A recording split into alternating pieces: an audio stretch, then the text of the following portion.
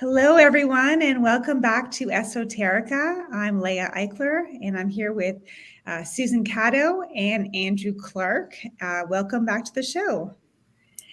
Susan we have a very special guest today, right, Sue? Yes, Andrew Clark is an award-winning author and humorist. He writes a weekly Road Sage column for the Globe and Mail and is the director of the Humber College Comedy Program in Toronto. Andrew is the author of two nonfiction books.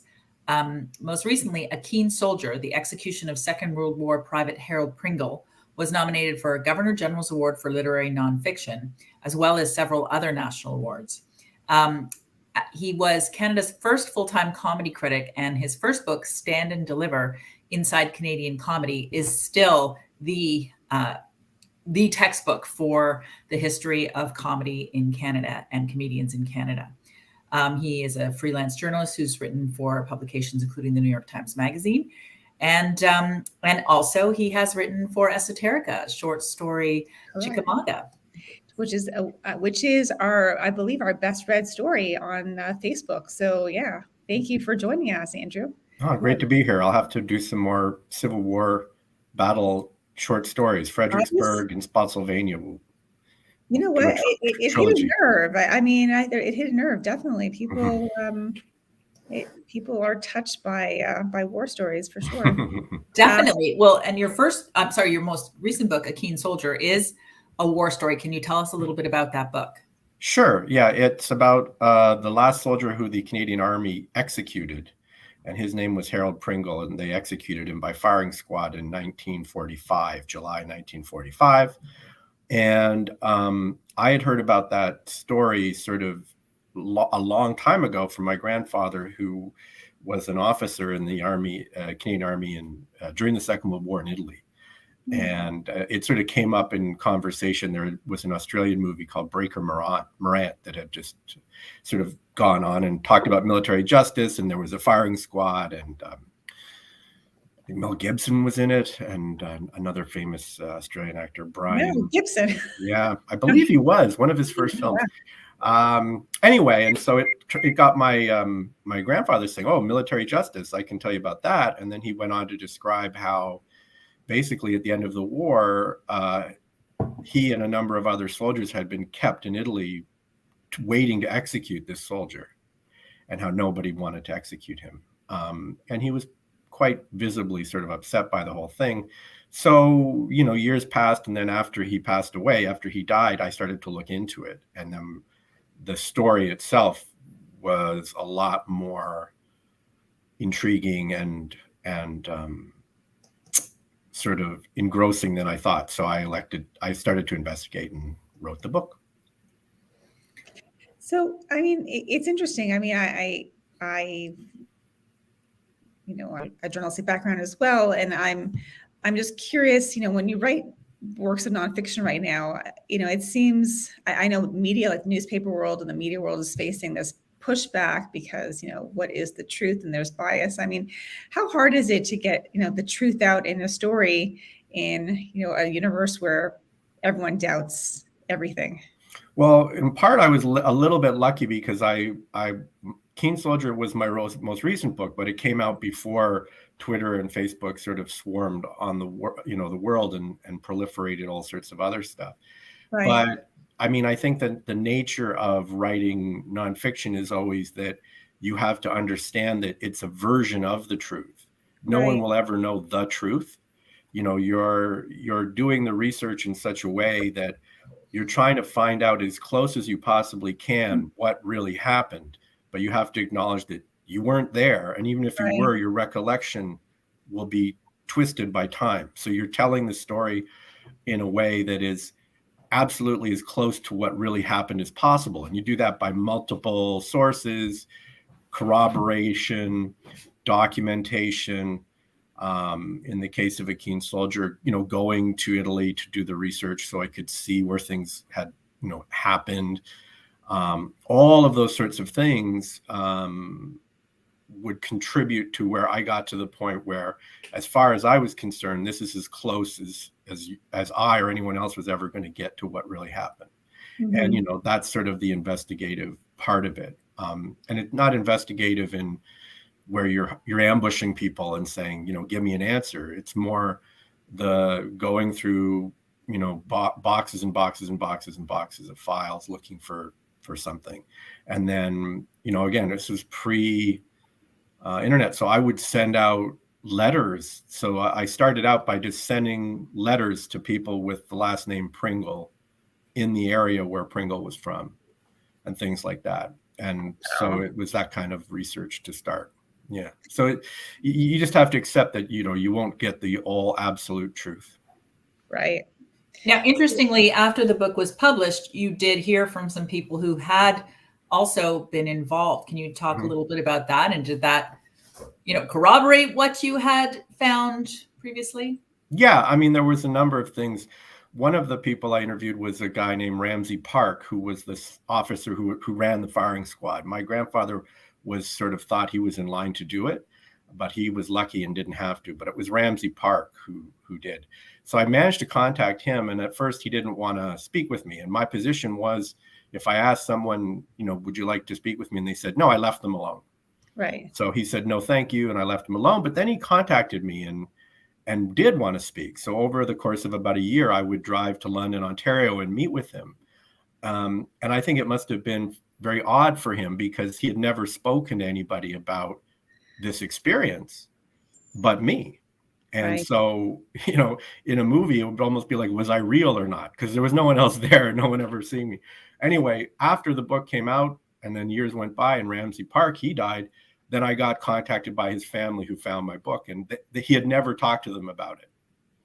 So there's one. Or a couple of years ago. How did they say? Sorry, what did they say to you? And it's interesting. As someone who reads a lot of nonfiction, and sometimes the quote unquote potential villain in the story. How does your family react when they learn about their family's history? They're surprised. I think that it might have explained a few things about their father, their grandfather. Soldiers who returned weren't given much support, let's be honest. So a lot of them, not a lot, but quite a number would end up having alcohol problems and stuff like that. I'm not saying that's necessarily the truth with Ramsey Park, but I think it kind of gets, it gives them an insight into their father, their grandfather. And I kind of felt that my position as a grandchild, my uncle always said that, the grandchildren and grandparents get along because they share a common foe. So I kind of felt like it was my chance to sort of explain things a little bit by looking into it. So it was a kind of what happened and why did this affect people? And it did. Like I was contacted by some people about another fellow named Orville Marshall, who was out in Winnipeg. And he found my book because it was on the ground in a bookstore. And he looked at the cover and said, oh, I know that guy. And that was Harold Pringle. So then I ended up getting contacted. And this is long after the book. And I flew out to Winnipeg and met with him. And so I never really stopped writing the book. Like to this day, if something came up, I would go and investigate it, even though the book's out. When you flew to Winnipeg, I mean, what new things about the story did you discover? That they took Harold's shoes after he was dead. They took his shoes and sold them on the black market. They threw his body on a truck, just like a sack of potatoes. That when he was told he was going to be executed, he said, why didn't you tell me yesterday? I could have written my mother. Stuff like that. And, that is heartbreaking. Those sorts of things. Orville was there. He didn't witness the actual execution, but he drove the brigadier there to promulgate the sentence and all of that kind of stuff. So it definitely filled in a few blanks for me. Wow. And I mean, that's what I would say when you're doing nonfiction. There is a real sense that you can get of time travel, that you're actually getting as close as possible to actually having been there, which is a buzz. And I really like researching a lot. Like I could spend days and days in archives and things like that. I probably should have been a librarian, maybe. I don't know. But yeah, so that's fun. Now that takes it out of you, and it's not you know, when you tally up all the work you do, if you think about it financially, it doesn't make a huge amount of sense. But that's not why I did it, and I don't Right. think that's why you do that kind of a book, or frankly any. I don't really. I could never ghostwrite or anything like that. I just couldn't do it. Not writing. Maybe if you gave me $1 million, but no one's going to do that. So, I it don't just know if seems anyone too out much there work. wants to give Andrew $1 million to go. Please go right ahead. I'll do a bad job at your ghostwritten book, and Oh no, but I mean, it's interesting. I mean, you couldn't do it because you get so enmeshed with the content, like it's so personal to you. I mean, what? Yeah, it's like I don't review books, and no one's asking me to, but I cannot read a book I don't like. Can't Right. get through it. Yeah. I just won't. And I also feel bad for the people who wrote the book. So I could never be honest and mean about a book I didn't like. So I wouldn't finish it, and I wouldn't want to write about it.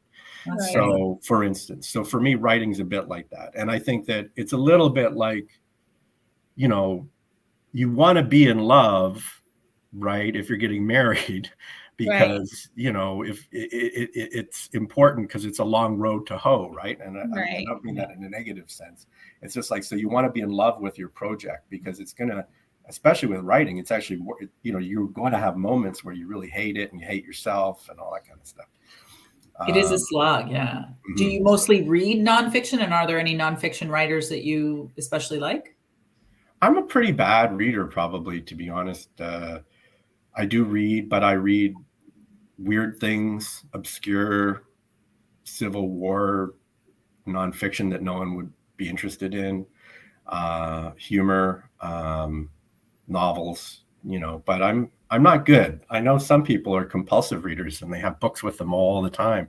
But that's not me, unfortunately. Although I do like to read. I think partly it's also like when I start a book, that's all I want to do is read. I can't do it casually. I can't just sort of stop and start. It's like if I have a book, I'm going to read it till it's done. Boom, boom, boom, boom, boom. And I mean, sometimes when you're doing research, I would sort of be burned out. So if I had spent 8 hours at the National Archives, I don't know if I want to come home and read after that. Right. That makes sense. So how did you make the leap or tell us about the leap from nonfiction to fiction? Well, it's not one I would say that I've had huge success with, nor have I completely applied myself. I always felt like nonfiction and fiction were not really there were not much difference between the two.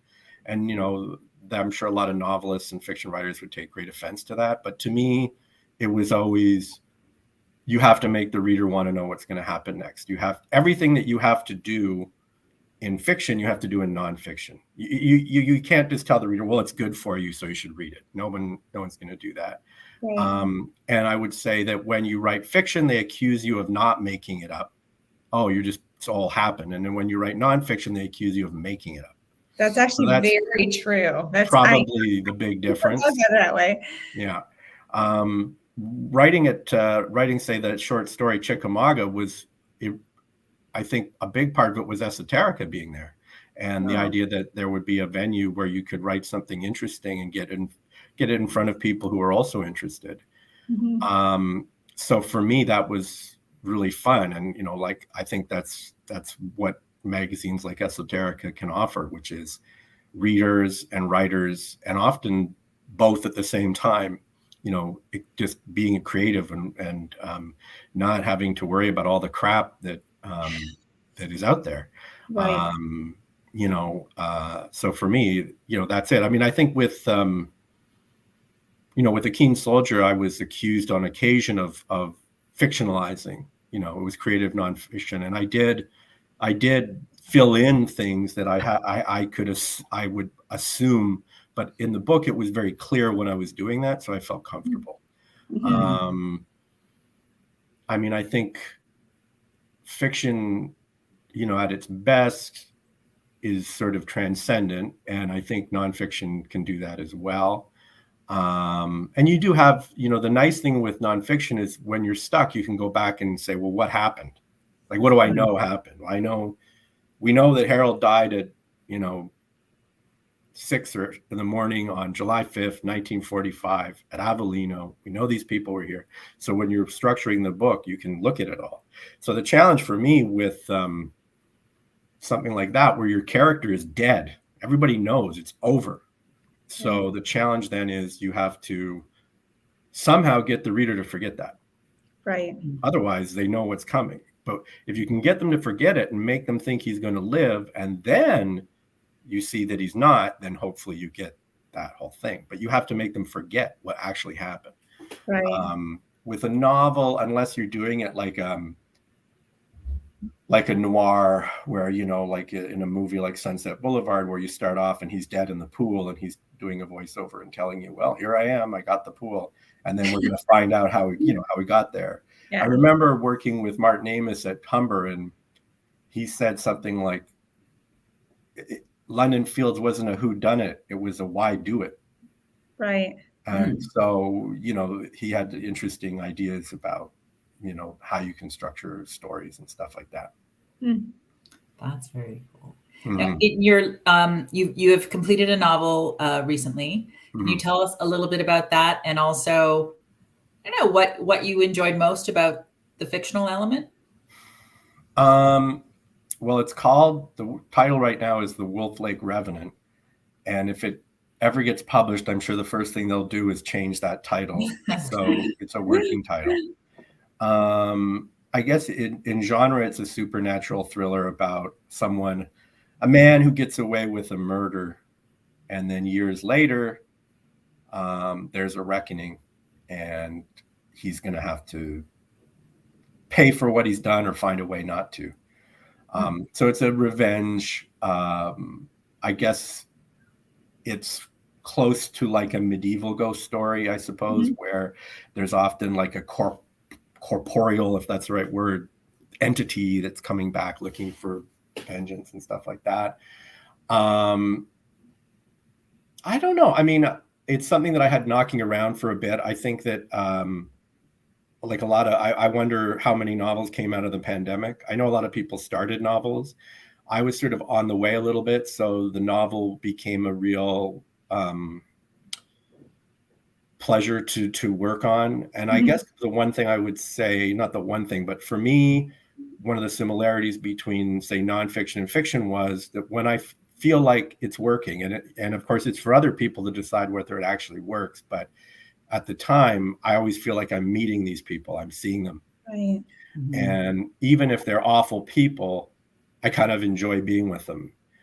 So that was the way it was with A Keen Soldier. I really felt like I was seeing those people every day. And I think with the novel, my character, like Tom Halcrow and people, you kind of have these people and you look forward to seeing them, which is weird because it's not exactly a light book or anything. It has humor in it. But I think for me, humor and horror are similar in that they're both involuntary reactions. Like when someone laughs, it's involuntary, and when you're horrified, it's involuntary. So there's a kind of crossover there between the two. So probably seeing them was the most fun. And I do like it when it does start to take shape and things happen and other characters lead a bit, but you're still on course. Yeah, and so, you know, now I'm in the process of hopefully finding a way to get it published and whatnot, which in itself a whole other thing. It's almost, I think, you know, like Joe Curtis said last week, you know, it's almost the worst part. I had my agent, Dean Cook, who's now sort of stepping away from the world. When I first started working with him back in '95, he said, you know, most people think when they have their first book published that it will change their lives. And they're right. It makes their lives worse. So, well, because then the dream is come and gone. right. It's supposed to be when you get published, everything changes and all your wildest dreams come true, like in Napoleon Dynamite. And normally that's not the case. Right. Usually the book comes out, maybe it gets reviewed, at least in the 90s it would, and it may or may not sell. So I think after a while, you know, you definitely get the feeling like this is the good part. The writing is the good part. No, hey, we all would love to, you know, the whole idea of writing is to get readers and to Right. connect with people who you don't know. And that's the whole idea. No one wants to not be read. I just think, it's like anything, people who think if they make their first million, they'll be happy.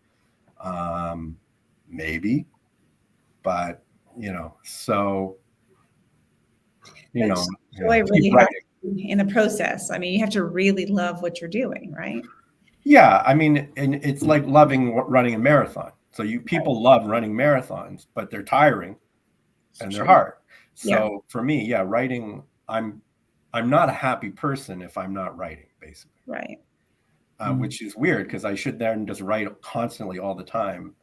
I'll do that more, but yeah, I mean, for me, I'm happiest when I'm writing. Not aside from anything else, family and stuff. But I feel most time. They always say time that just goes away, right? Right. Yeah, which I think is probably true for a lot of people who write. And I mean, I remember we had a comedy writing or humor writing workshop in New York.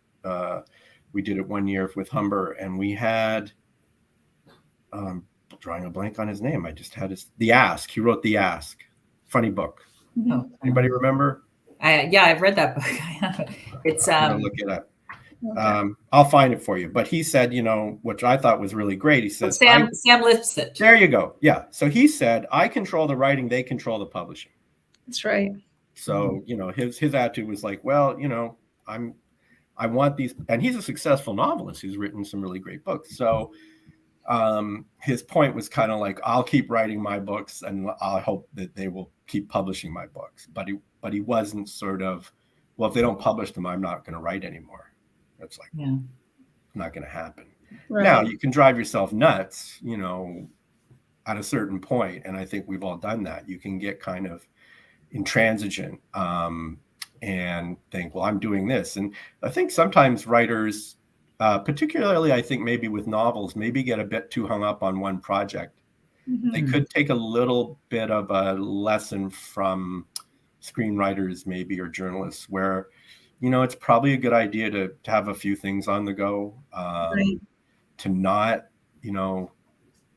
spend 5, 6, 7 years on one book. Right. It's one thing for, I don't know how long John Irving spent on The Last Chairlift, which is just coming out. It's one thing for John Irving to say, I'm going to spend 8 years writing a book because it's going to get published. Right. It's a whole other thing for someone who doesn't necessarily have that, hasn't earned that, that scenario. Right. And it can be a bit devastating, I think, for people when they use it. And I think the other thing is, at least what I've seen with some novelists is, there's a couple of books that sometimes have to come and go before they write one that's really worthwhile, right. Which is very unpleasant. I mean, it's a very strange profession. It's not like, painters don't paint for 5 years and throw everything out. Maybe they do. I don't know. But right. It's a strange business because it does take so much to do one. Write short books is probably the best. Write short books. It's probably good advice. It's interesting now. I think about most books I see now are shorter than they used to be. A good thing. I guess so. Yeah. I mean, it's I don't pretend to really know publishing very well, like the right. business of it. And I'm always kind of surprised and impressed when I talk to people who actually do, and usually dismayed because they're usually not saying happy things. They're like, oh, publishing. Right. Now, when I first started writing in Canada, I was told publishing was dying, and that was in 1994. I think that publishing is dying here every year. It's been dying for a long, long time, and yet it's still around. Yes. I'd be careful. I mean, not that you're asking, but I mean, I'd always be careful about the buzzwords. Oh, this is the next thing. This is the next thing. You've got to do a Substack. You've got to do this. Yeah, it's fine. I would say if you love doing it, I mean, I think I have a Substack and I wrote like 3 things and gave up. I follow you on Substack. Well, I'm sorry about that. Maybe I'll start it up again. It's just hard because you think, oh, I'll just do it. But it's like, for me, there's no, I can't kind of do different. I can't have different gears. I can't say, oh, this will be my crap. Now I've written crap, but not on purpose. You know what I mean? So, you know what I mean? So I can't sort of get up and, well, I'll just write it and put it out there.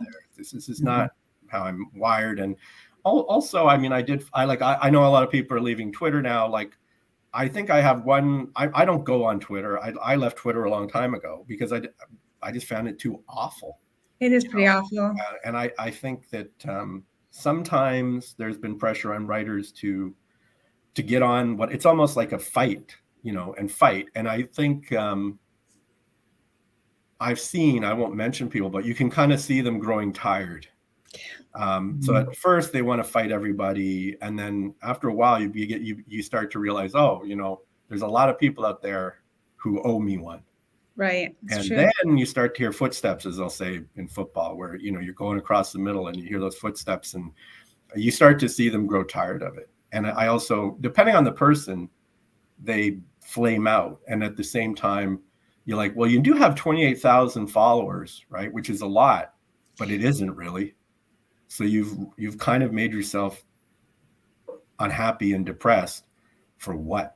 Right. So 28,000 people. Yeah, for 30,000 people, which is great, but it's not Elon Musk. Right. So you're basically just a public access channel. It's a really, So for me, I think you're right. Yeah. So for me, it was like, look, no one gives a bleep what I have to say. Seriously, no one is waiting. So my thing was, why should I even be on Twitter? Why should I be on any of it? Right. It's not gonna happen.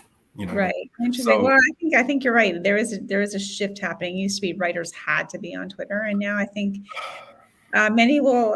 I'm hoping. I mean, I'm reconsidering what our mine and my personal and Esoterica's Twitter approach will be, but also maybe we will all just come to the understanding that it's not a healthy place for anybody. So well, we're the product, right? We're the product on social media. So if everybody stopped, Twitter would go under. The only reason it exists is that there's this idea that if I'm not on it, and there are people making money from it. Sure.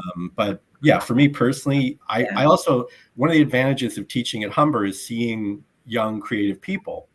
And when you see them doing it, you go, oh, they actually know what they're doing. Right. And they're treating it like a job, and they're working on this, boom, boom, boom. It's like, that's not me. So why try? Because they are actually doing it, right? So it's you look to someone in their 20s, they're always going to be adopting, changing.